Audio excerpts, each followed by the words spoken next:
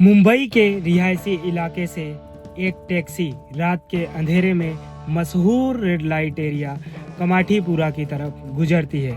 उस टैक्सी में एक अधेड़ महिला के साथ में एक 16 साल की लड़की भी होती है और वह टैक्सी जाकर एक बड़े से कोठे के पास में रुकती है और वह अधेड़ महिला उस 16 साल की लड़की का हाथ पकड़ के उसे घसीटते हुए कोठे के अंदर लेकर जाती है, जिसे वह अपनी मौसी समझ रही थी।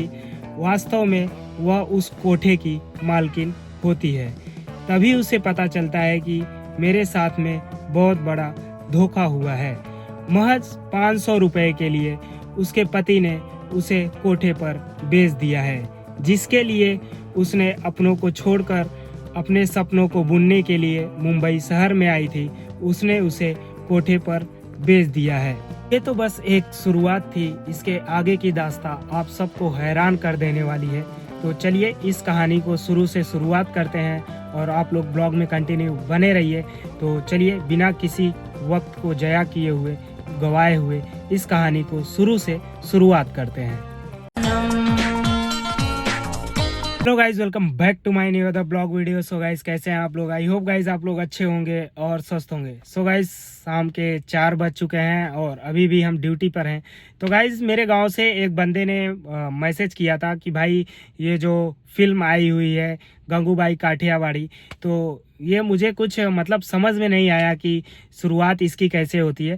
तो मैं बोला ठीक है भाई, मुझे जहाँ तक नॉलेज है मैगजीन्स में मैंने पढ़े हुए हैं और मैंने कहानी भी सुनी हुई है, तो मैं अपने ब्लॉग के माध्यम से आपको बताता हूँ।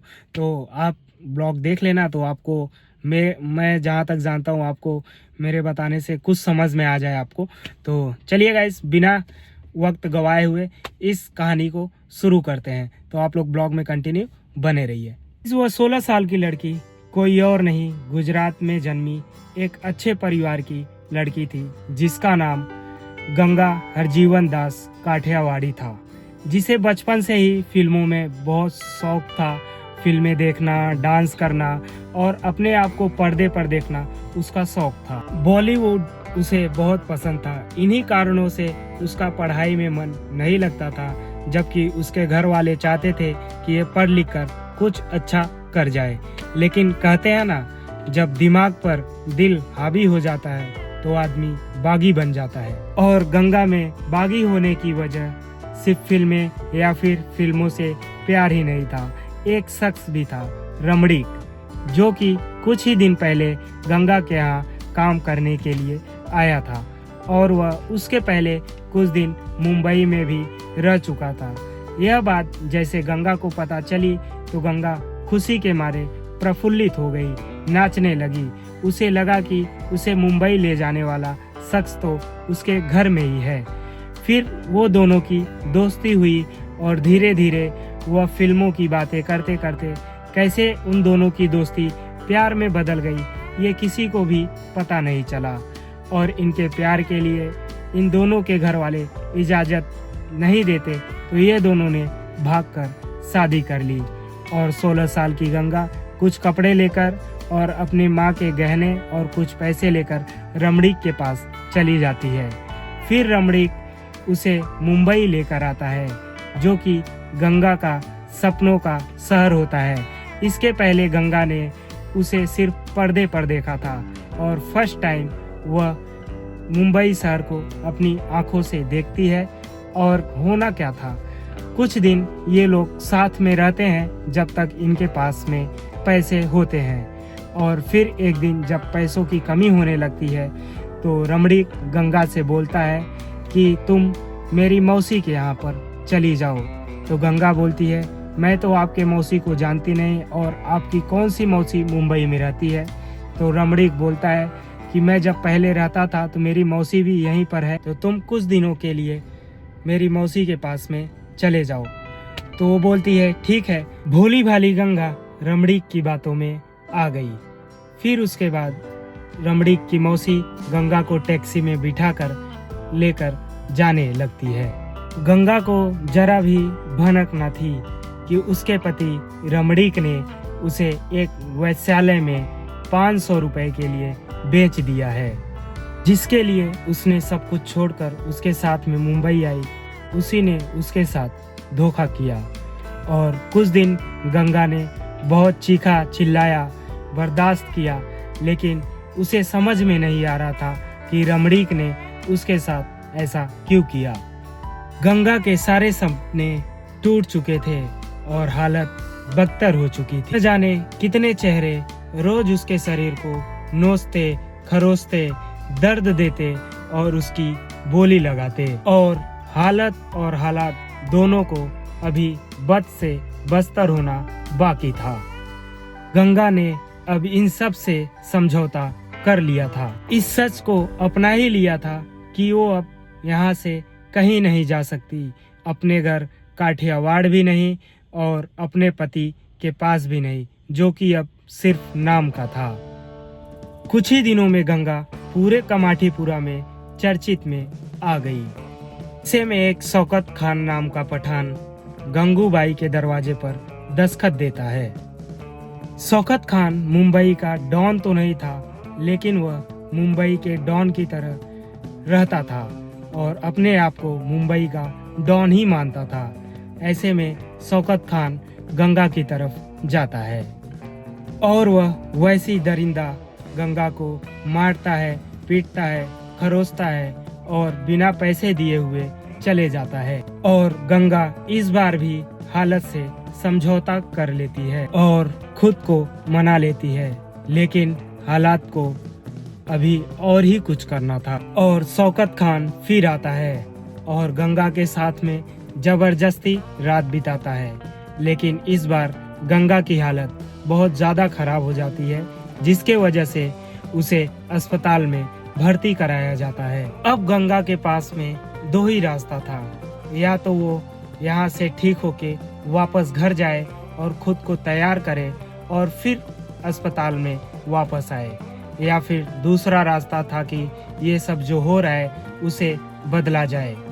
तो बदलने का काम वो कैसे करती, लेकिन उसे पता था कि ये मुंबई है, मुंबई में हर बाप का एक बाप जरूर होता है। और इस शौकत खान के बाप का नाम था करीम लाला।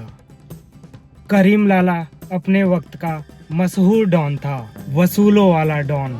फिर क्या था, गंगा ने ना आओ देखा ना ताओ, सीधा करीम लाला के घर पर पहुंच गई और इंसाफ मांगने लगी और शौकत खान की सारी करतूत करीम लाला से बता दिया और रोते रोते कहा मुझे न्याय चाहिए।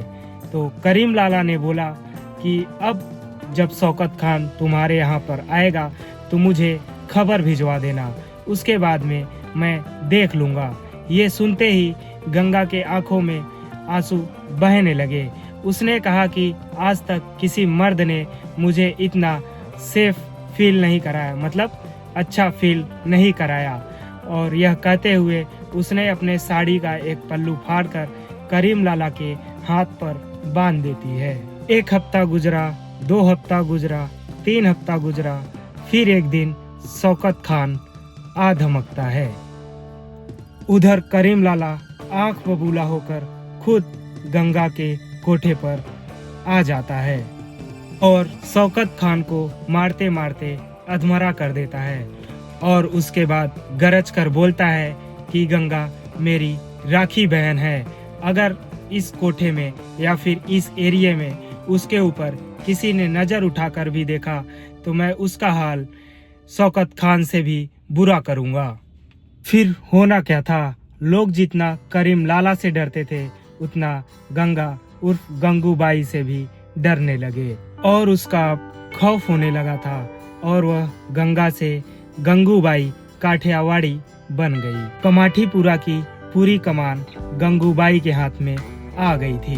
गंगूबाई ने रेड लाइट एरिया में रहने वाली लड़कियों के लिए बहुत सारे काम किए थे। मुंबई के आजाद मैदान में गंगूबाई के दिए गए भाषण ने पूरे भीड़ को थर्रा दिया था और उसमें उन्होंने कहा था कि अगर रेड लाइट में रहने वाली औरतें ना रहें तो यहाँ पर खुले भेड़ की तरह आदमी घूमने वाले लोग औरतों को नहीं छोड़ेंगे। और उसके बाद उन्होंने उस स्कूल के ऊपर चर्चा की थी, जो लेडीज उनके पास में वहाँ पर थी लगभग 4000 के आसपास में। उनकी जो बच्चियां थी वो काम नहीं करना चाहती थी, उन्हें वह स्कूल भेजने का भी काम किया करती थी। और उस भाषण में गंगूबाई ने कहा कि कमाठीपुरा में जो औरतें रहती हैं, मैं उनकी माँ हूँ, माँ। और उनके जीवन से जुड़ा एक किस्सा और भी है। उस वक्त के प्रधानमंत्री जवाहरलाल नेहरू की एक सभा में उन्होंने बोलती बंद कर दी थी। दरअसल हुआ ये था कि कमाठीपुरा में 1960 के दशक में एक स्कूल बना था जिसका नाम saint Anthony girls high school था। और उसी हाई स्कूल के साथ साथ में वहाँ पर आवाज उठने लगी कि वैश्यालय बंद होना चाहिए। गंगूबाई इसके खिलाफ थी और उन्होंने प्रधानमंत्री से मदद मांगी थी। फिर एक मीटिंग फिक्स की गई और नेहरू जी के सामने गंगूबाई ने अपना भाव जो भी था प्रकट किया। और उस भाव को प्रकट करने के बाद में नेहरू जी ने गंगूबाई से एक सवाल पूछा कि आप इस लाइन में क्यों आए हो? आप तो पढ़ लिख कर और भी आगे जा सकते थे। आपके साथ जो हुआ उसके बाद आप बाहर भी निकल सकते थे। उसी बात को सुनकर गंगूबाई ने तुरंत उसी वक्त कहा जाता है कि उन्होंने भी सवाल पूछ लिया। उन्होंने कहा कि अगर आप मुझसे शादी कर लेते हैं तो मैं ये सब काम छोड़ दूंगी। तो नेहरू जी ने इस पे आपत्तिजनक विचार प्रकट किया और उन्होंने साफ मना कर दिया। तो गंगूबाई ने कहा कि प्रधानमंत्री जी, मैं क्षमा मांगती हूँ, मैं आपसे इसलिए बोल रही थी कि आप मेरी बात को समझें, क्योंकि सलाह देना और सलाह को अपने जीवन में उतारना ये बहुत बड़ी बात होती है। ये सिर्फ कहने की बात है, कोई करता नहीं है। तो फिर जैसे ही मीटिंग खत्म हुई, नेहरू जी ने गंगूबाई से कहा कि आपके विचारों को मैं ध्यान में रखूंगा। इसी वजह से मुंबई में कमाठीपुरा में हर घरों के अंदर गंगूबाई की तस्वीर लगाई जाती है। मुझे भाई यहीं तक कहानी पता था और जो भी था आई होप आप लोगों को अच्छे से समझ में आई होगी। तो गाइज जिसने मुझसे क्वेश्चन करा था वो भाई पूरा देखे होंगे तो उनको भी समझ में आ गया होगा। और अगर आप लोगों ने भी फर्स्ट टाइम देखा है तो आपको ये कहानी कैसी लगी आप लोग ज़रूर बताना कमेंट करके। तो गाइज़ अगर आप न्यू हैं तो चैनल को सब्सक्राइब कीजिए और अपने भाई को सपोर्ट कीजिए। चलिए फिर मिलते हैं नेक्स्ट ब्लॉग में, तब तक के लिए बाय बाय गाइज़।